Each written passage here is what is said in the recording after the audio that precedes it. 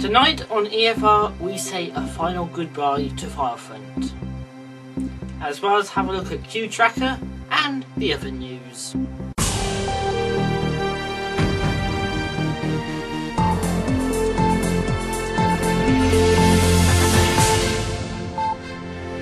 Good evening and welcome to Elite Force Review. This week our main story is of course the closing of Firefront, and for this Luke has this special report. Hello, I'm Luke Sutton, known online as the 10th Doctor. As most of you will now know, Firefront, which hosts Elite Force files and many other file game websites, is to shut down, resulting in basically no more Elite Force files.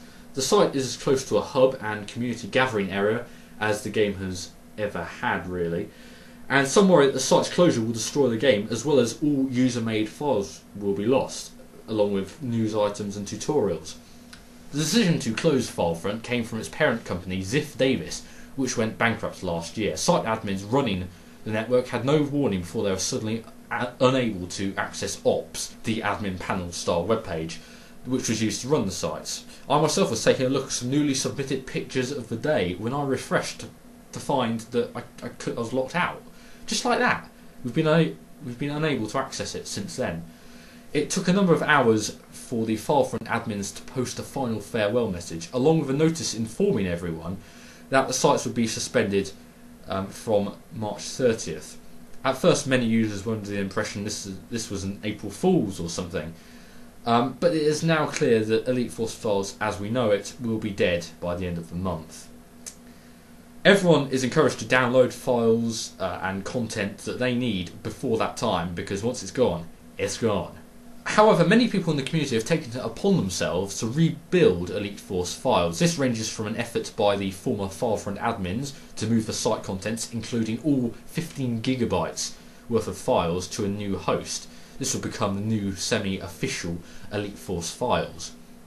There is also an attempt by the owners of Uber Games, formerly RPGX.net, to create a site themselves for all the Elite Force content which has been downloaded, and there are loads of other people trying to back up the complete site.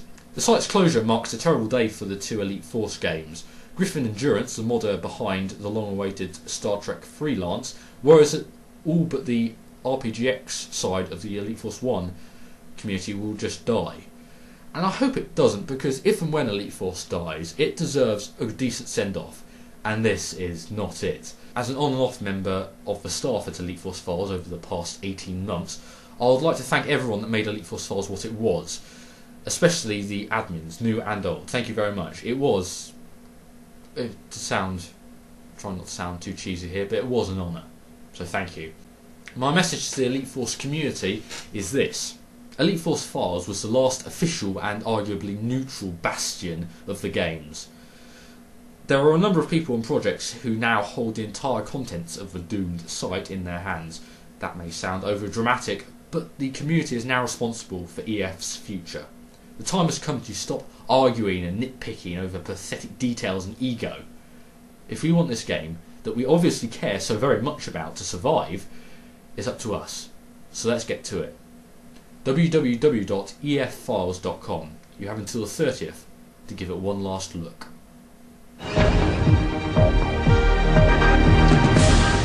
So, depending on when you're watching this, Firefront is either about to go or has gone.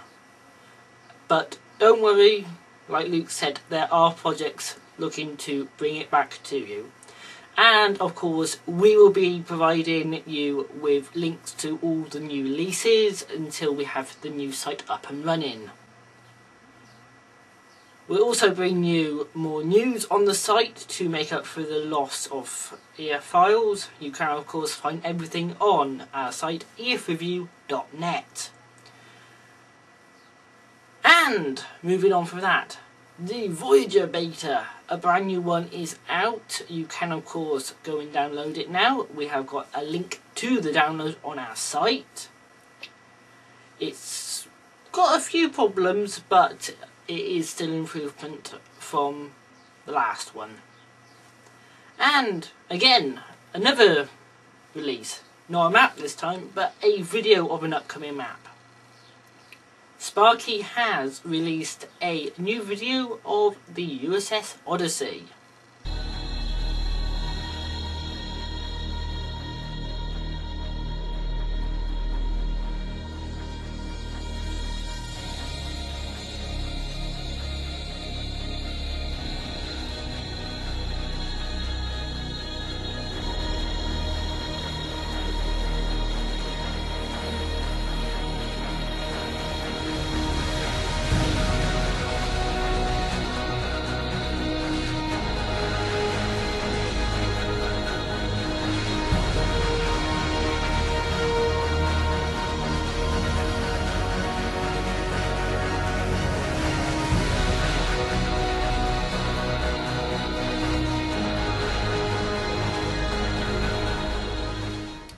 And finally, just to round off the news this week, there is now a new project to have breakable and repairable objects in Elite Force.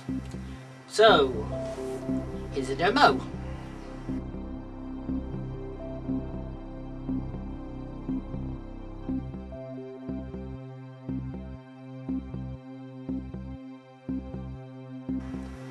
And we will of course be keeping you updated with all the news that comes in on our site, which is of course earthreview.net. And now, let's have a look at what's on this week.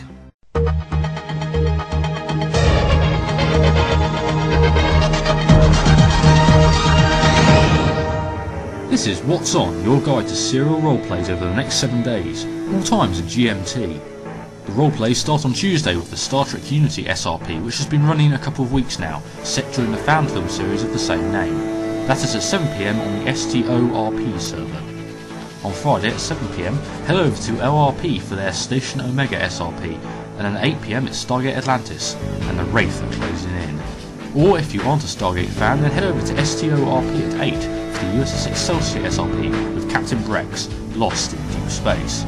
USS Voyager A has taken a well-deserved break having completed its first season, so the only SRP on Saturday is UFP's new Star Trek Front Lines, following Starfleet Marines. Sunday is always the busiest day, kicking off UFP's Star Trek Schisms at 6, followed by the recommended and long-running Holo Federation SRP at 7. If you don't like futuristic holograms, then STRP's Unknown Horizons SRP is at the same time. And then at 8 PM, it's UFP's Star Trek First Steps, taking a look at humans' first deep exploration on the good ship Iron Man. As always, if you have an SRP that you want mentioned here, contact us on the website. And don't forget to send us your Elite Force related pictures for our What's On background.